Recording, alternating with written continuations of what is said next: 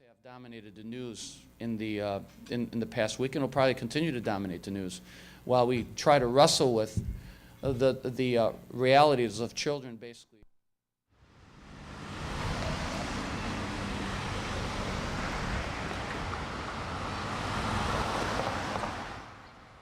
And that is to talk about what's going on in Springfield and to solicit support, because there are a number of initiatives down in Springfield that will have an impact on our school system, not only over the short term, but in years to come. And a lot of times the legislature is, having the legislature located in Springfield, sometimes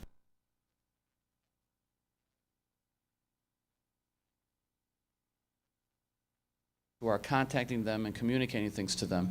And I thought that this would be an opportunity to help solicit your support on a number of our initiatives. But before I get into that, I'd like to make some general comments about what the events in Colorado. Clearly, that seems to have dominated the news in the past week, and will probably continue to dominate the news while we try to wrestle with the realities of children basically killing children. And people have asked us over and over again, well, could it happen in Chicago? This is only happening in rural areas, downstate areas. The bottom line is our kids are at risk because we live in a day and age where alienated children and disenfranchised children are continually bombarded with violent images.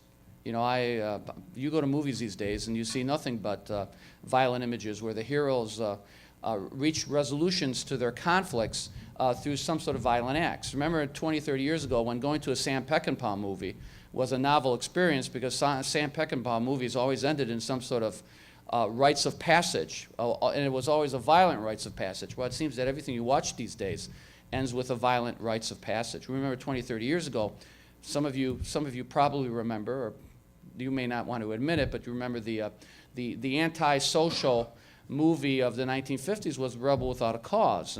But if you remember, in that film, the only death was due to a suicide, and at the end of that movie, the movie ended with James Dean's having a conversation with his or her parents. Well, if they remade Rebel Without a Cause today, it would be Rebel Heavily Armed Without a Cause. And he would probably end the movie in some sort of killing spree. But the bottom line is kids are saturated with violent images, and we live in a society where handguns are readily available. I mean, how do children walk around heavily armed? And it's not limited to just urban areas or rural areas. I think what happens in urban and rural areas is the families become more complacent. They develop it can never happen here mentality or atmosphere. I just discovered yesterday that one of my high schools had not installed metal detectors, and that was Whitney Young. And I basically directed the administration at Whitney Young to get those metal detectors installed. The explanation for not installing the metal detectors was, well, we don't have to worry about our kids. We don't have a problem with our kids. Well, the reality of the situation is they probably thought that way in Oregon, and they probably thought that way in Kentucky, and they probably thought that way in Columbine, too. The fact is, we have children who receive less parental attention than they've ever had before. I was reading Time magazine where in the 1960s, parents spent an additional 11 hours a week with their children than they do today, and that children, on the average, have spent 3.5 hours alone, and that in itself can have catastrophic consequences. And when you combine that with the fact that our children are inundated with violent images, whether it be the video games or the R-rated movies or what they see on TV, and combine that with the ready availability of firearms, it is a lethal combination. So when people say, could it happen in Chicago? It can happen anywhere. And let me tell you something, ladies and gentlemen, it's going to continue to happen until we get serious about how to spend more time with our children, until we get serious about restricting what our children see in the movies and on TVs and on videos.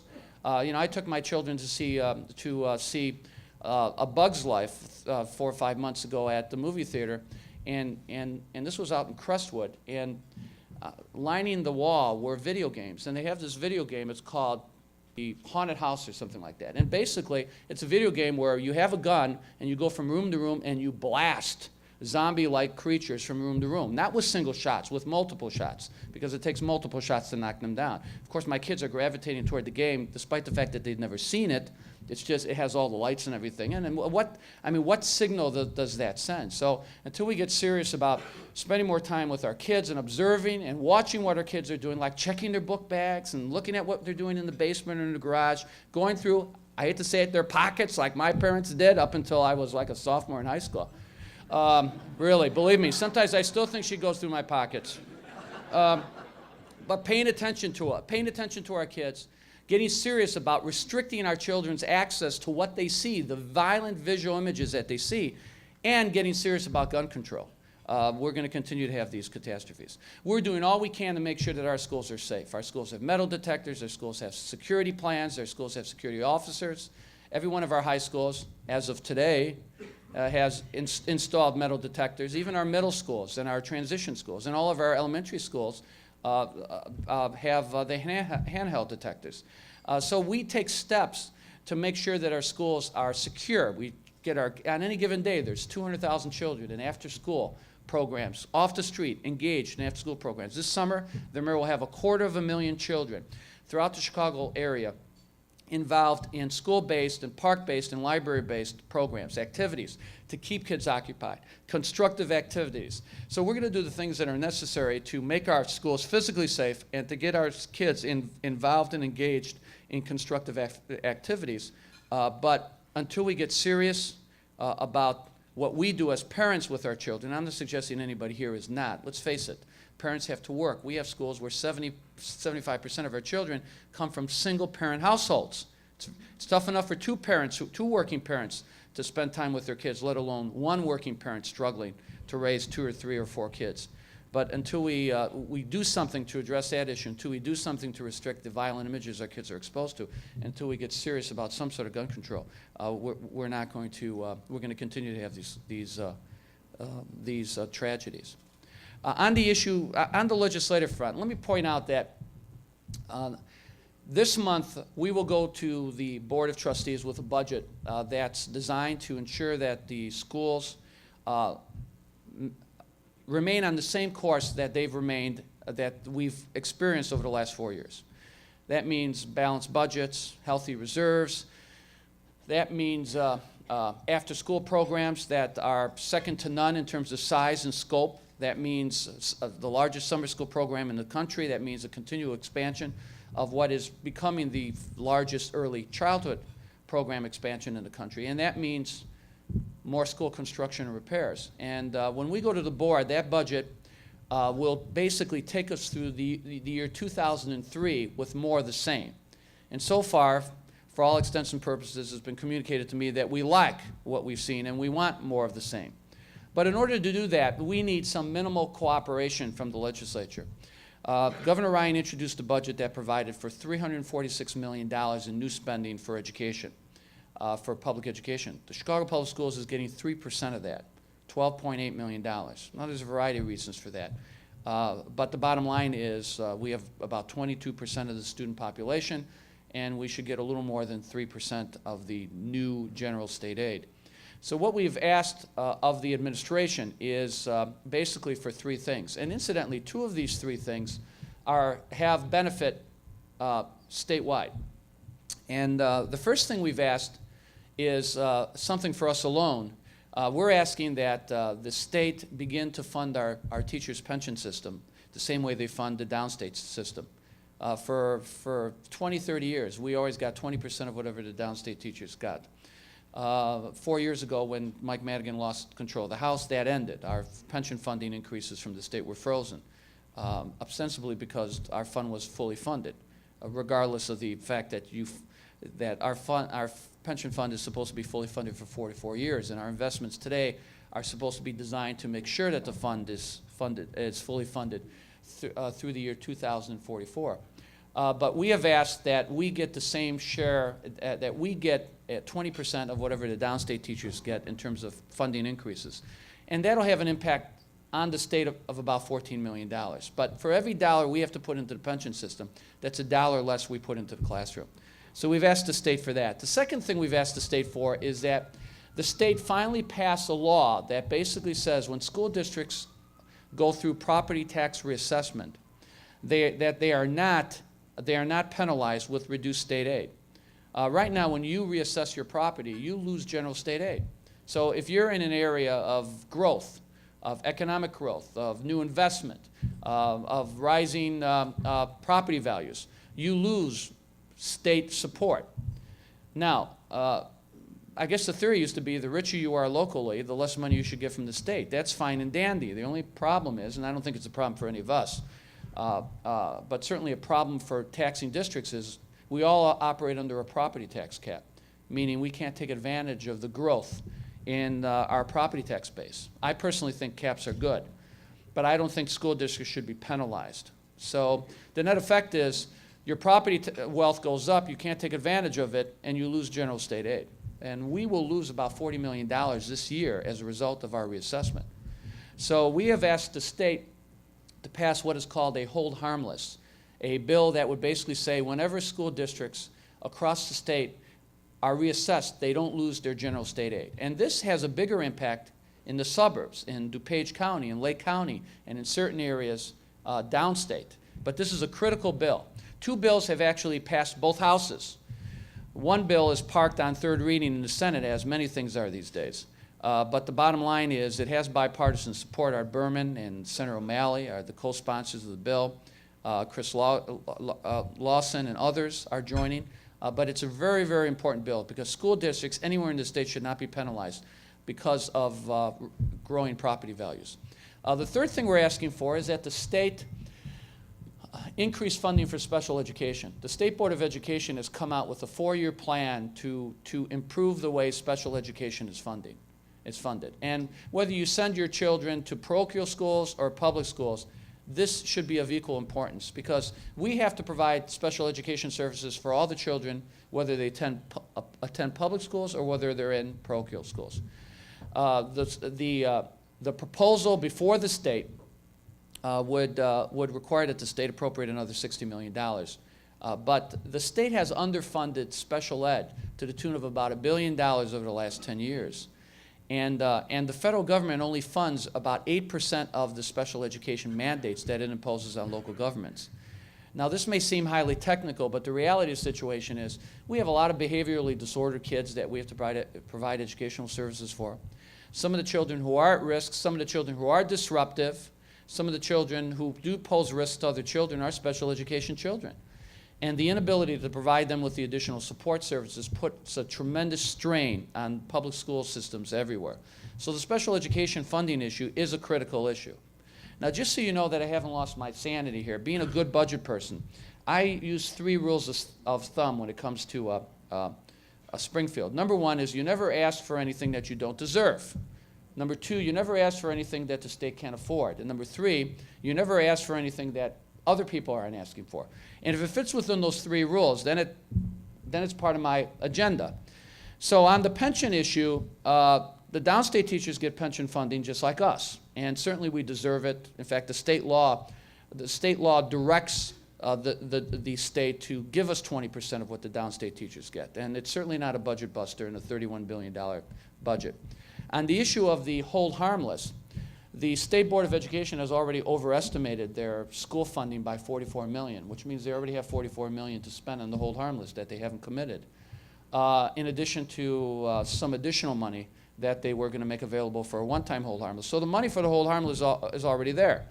And on the issue of special education, putting $60 million in a $31 billion budget for special education is not going to bust anyone's budget, particularly when the state's got reserves ranging anywhere from $800 million to $1 billion, depending on your perspective.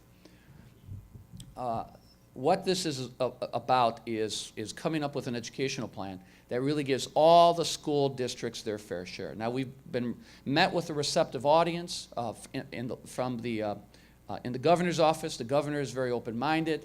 At least 3 of the 4 legislative leaders have pretty much said, yeah, that makes sense, you deserve it, we can afford it. You're not asking for anything that other districts are not asking for. In fact, the special ed and the hold harmless would be a benefit statewide, just not to Chicago. But these are reasonable requests. It would still result in us getting a little less in of the new state money than our percentage share of the population. But again, we never ask for anything more than we're entitled to. But these are very, very, very important legislative initiatives. So any help that we can get on the part of the City Club, on the part of you individually, contacting your members, contacting leaders, communicating the importance of the special ed funding as well as the hold harmless, we would really appreciate it. Because what we're trying to do is we're trying to lock our system into long-term financial stability. And the budget that we will be introducing next month will allow for $1.2 billion in additional school construction and repair projects. We have a $2 billion program. Within 6 months, right, Tim, all of those projects will have been committed to. And just drive around the city and you see it. We probably have about $3.5 billion in need because of the 50 years of neglect. We can continue this pace, or close to this pace, of school construction and renovation. And incidentally, Tim is building things to last. We're building buildings that are going to be around here 60, 70, 80 years ago, like some of those magnificent schools that you've seen with new windows and tuck pointing that look like they've gone through a rebirth. We're not going to be building the junk that they built in the 1970s, most of which has to be replaced.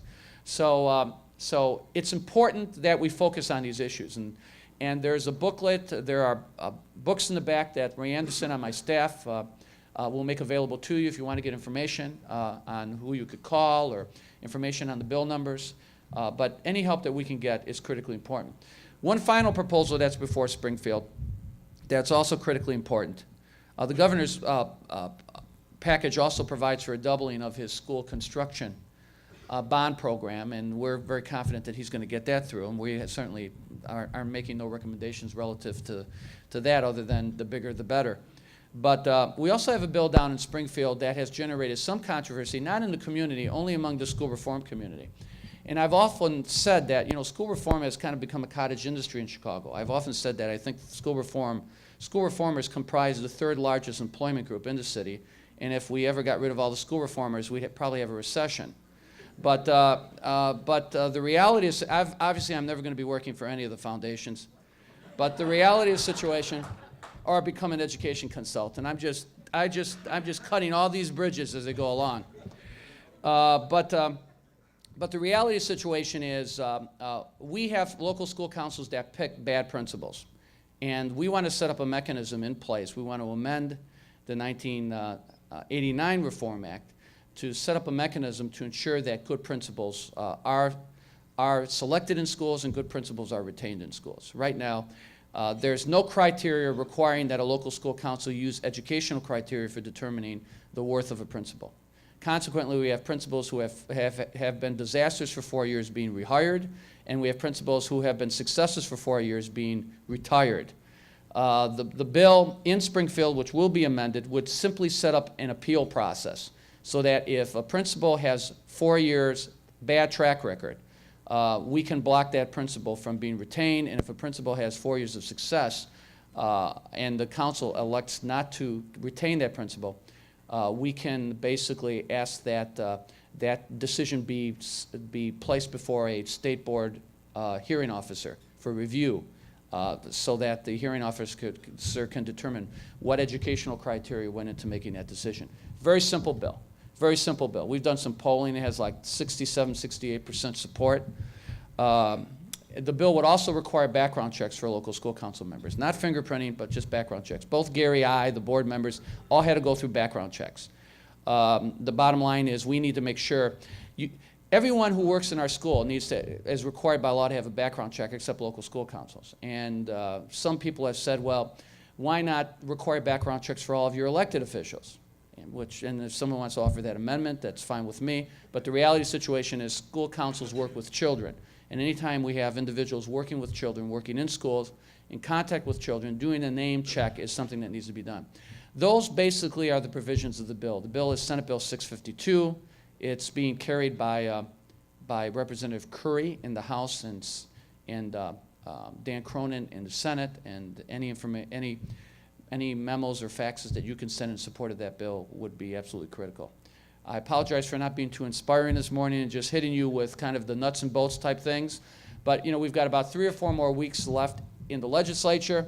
let's make sure in this economy, with the state in the healthy situation that it's in, with the governor in his first year, this is a critical year to get some things done that are really substantive in nature. So, help us on the school budget bills, help us with the principal selection bill. These are modest proposals designed to improve a system that's already improving. And like I said, our goal is to maintain the pace of performance that we've had the last 4 years. We are very confident we're going to be able to do that. If we can't, believe me,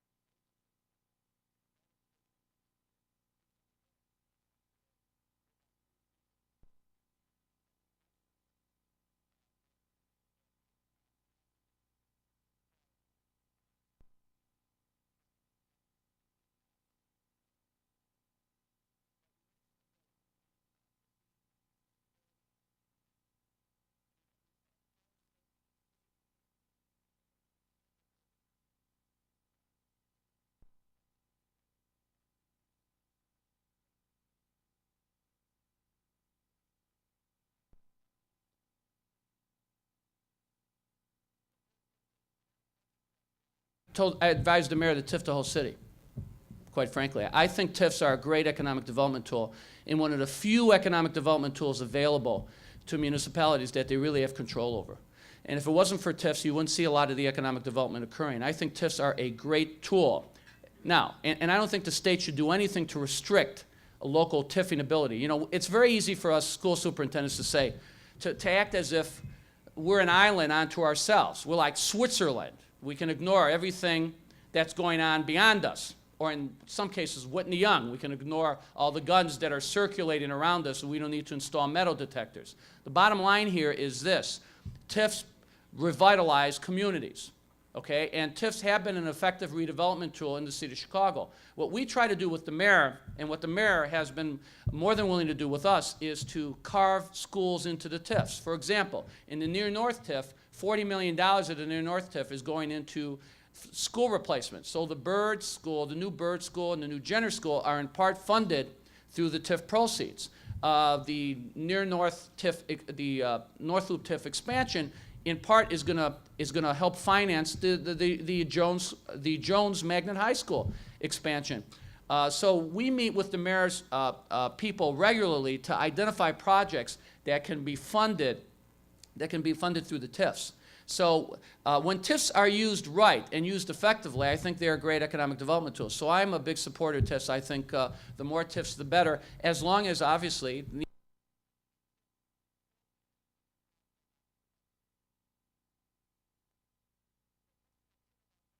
schools, and charter schools are like magnet schools. They provide another school option. Let me point out with the charter schools, the results have been mixed, because when you become a charter school, you cannot have selective enrollment. In other words, you can't handpick your kids. Now, once that happens, the challenges become a little greater. And so the results of the charter schools in Chicago, and we've got a lot of the big name charters, the big private school charters, the results of the charter schools in Chicago have so far been mixed. But the good thing about charters is at the end of the day, we're authorized 15. We're going to have 15 top-notch charters, because if the charter isn't working, we'll get rid of it. And if the charter is working, we'll keep it. So we don't put charter schools on probation. We just shut them down. So eventually we'll have 15 quality charters. We have also taken the position that, and the mayor's taken this position, that we welcome other private entities applying for charters. In fact, we've even opened our charter program to the Archdiocese. If the Archdiocese is interested in converting some of the schools that are facing closure in the city to charters, we would be willing to support that. Well, one of the things that we do, let's face it, the schools can only do so much immediate. What we try to do is we try to work to make our schools physically secure, and they have this type of school-based programs where the gang-banger wannabes, not the hardcore gang members, but the wannabes, the pretenders, the kids who are basically on the fringe, of joining a gang, full involvement in the gang. Obviously, we want to give our students alternatives. But the way we're going to combat the gang problem is by providing children with quality education. Let's face it, the better the schools, the more effective the schools, the less the gang influence is going to have in the schools. Now, one of the things that we've attempted to do specifically to deal immediately with the gang problem is to expand the relationships and partnerships that schools have with some of the more predominant community-based organizations. Our schools now have values and character education. Our schools now partner with community organizations. Our schools now work very closely with neighborhood churches and religious institutions so that we're getting more role models and we're getting more adults into the schools to do mentoring and role modeling and to provide us with crisis intervention. And one program that I'm also very, very excited about in terms of a program that it will really help divert children to activities that are constructive and activities that can be perceived as alternatives to obviously running with the gangs, is a program that we have with city colleges.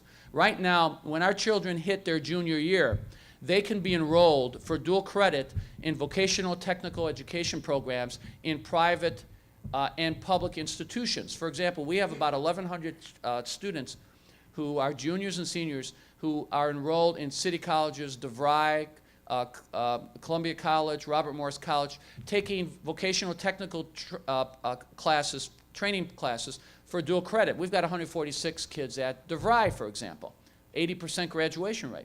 So what happens is when if the kids get through that sophomore year and they hit their junior year, there are a whole array of off-campus academic activities and training activities that the children can participate in. So what happens is they take their regular high school courses in the morning, and in the afternoons they enroll in these off-campus programs for dual credit. We also have a similar relationship with the universities. We have about 600 kids who take university courses for dual credit. So what happens is it breaks the kids out of that neighborhood environment. It places the kids with older role models, not much older, older kids that they can still relate to, but kids who are 3 or 4 years older than them, but kids who are focused on building a career, getting an education, learning a trade. You see what I mean? So we have high hopes that this type of program will break the kids out of that neighborhood environment, will expose the kids to role models. And sometimes a role model can be someone going to Kennedy King College who's in his second year getting an advanced certification in automotive electronics. You see that person, you observe that person is building a career for him or herself. Or sometimes a role model can be someone who's taking a freshman course and maybe an advanced math course or an advanced science course at Loyola or at DePaul or at St. Xavier's, where we enroll many of our juniors and seniors if they reach a level of minimum performance. So we're trying to do the type of things to get our kids involved, off campus, engaged, exposed, basically out of that neighborhood environment. Because we have many kids who never leave their neighborhoods. We have kids who are in our high schools who have never been downtown. So we're trying to do a lot of constructive things to basically provide kids with alternatives. But at the end of the day, if we do a better job educating our kids, we will impact the gang ranks, because the kids who are running with the gangs very likely are kids who dropped out of our schools, did not receive a quality education, gave up on their educational opportunities, and basically they have no alternative. But I don't want to say that they have no alternative but to run with the gangs, but they see no alternative except basically running with the gangs, and we have to change that through the educational process. Well, very quick, the question that Dean was asking is, how can people donate to the school since we are a 501c3? Let me tell you something. First of all, the corporate community has been terrific. Last year, we generated about $15 million in contributions, and they ranged from very small contributions, which we're thankful for, to very large contributions, like Jerry Reinsdorf giving our middle schools $3.5 million and not asking any publicity for it.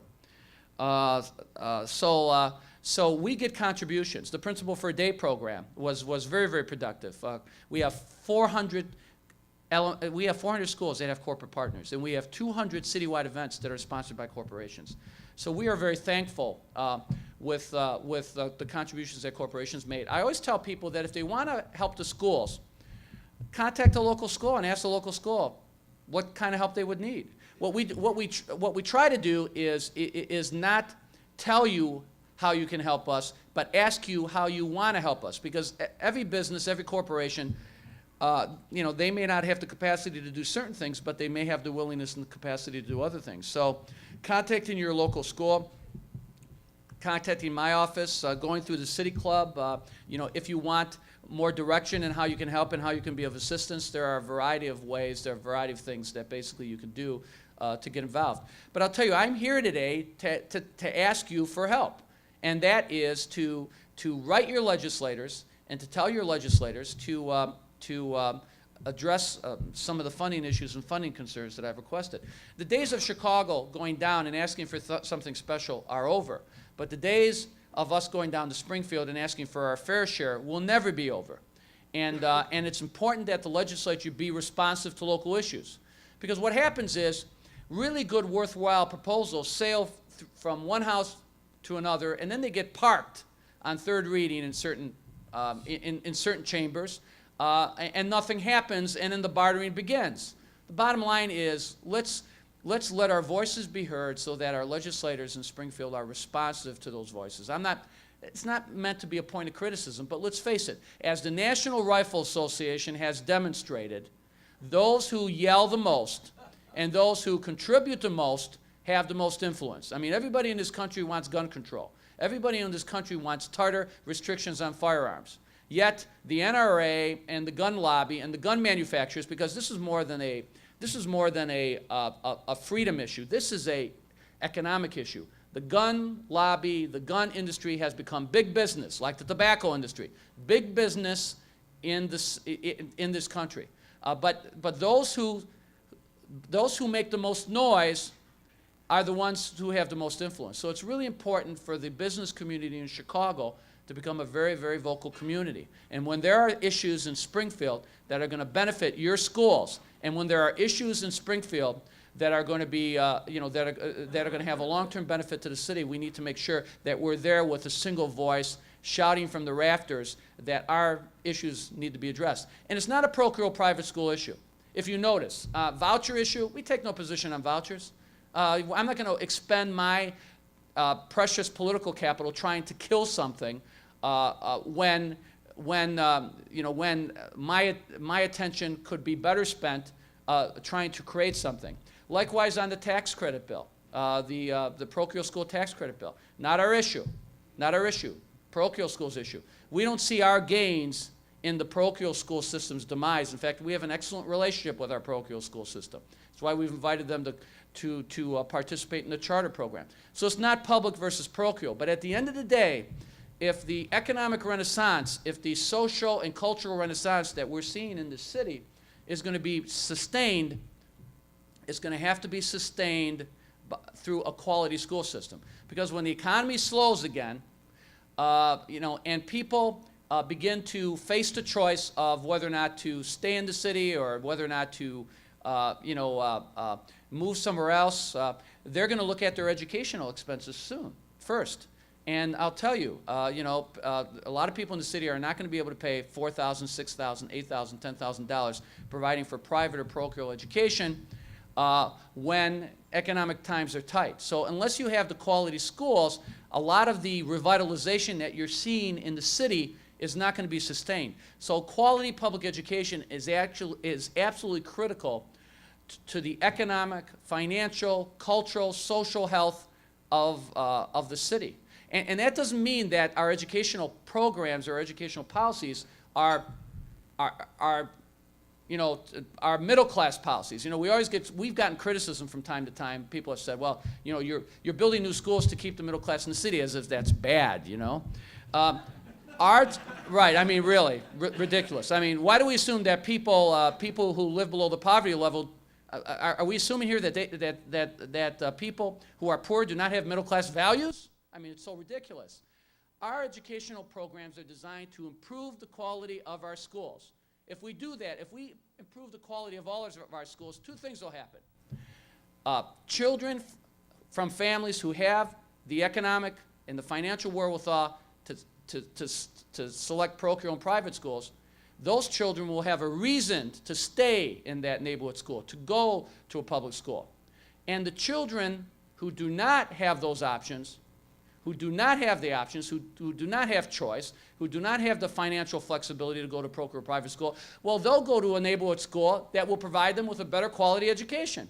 So it's a rising tide lifts all boats educational policy. If we improve the quality of the schools, we'll provide children without options with better educational opportunities, and we'll encourage children with options to remain in our system. And that means we'll have a less segregated system. We'll have a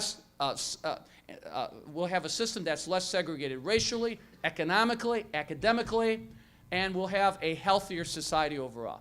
So education is the #1 priority. Thank you very much.